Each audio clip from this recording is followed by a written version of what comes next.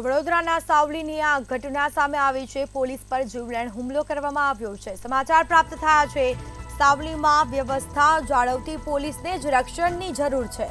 Police ગોઠડા ગામની ગુલમોહર સોસાયટીમાં જતા હુમલો કરવામાં આવ્યો। સ્નેહાબેન દરબાર દ્વારા 100 નંબર ઉપર ફરિયાદ કરવામાં આવી હતી અને જેમાં સાવલી પોલીસ સ્થળ પર જતા 2 ઇસમો દ્વારા પોલીસ પર હુમલો કરવામાં આવ્યો છે। આ સાથે ઝઘડામાં મધ્યસ્થી બનીને આવેલી પોલીસ પર હુમલો કરવામાં આવ્યો છે। બંને આરોપીને ફરિયાદના આધારે જેલ ભેગા કરી અને કાર્યવાહી કરવામાં આવી છે।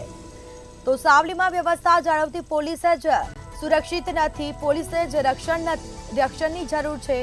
આ સાથે આ ઘટના બની છે સાવલીમાં। વડોદરાના સાવલીની ઘટના, પોલીસ પર જીવલેણ હુમલો કરવામાં આવ્યો છે।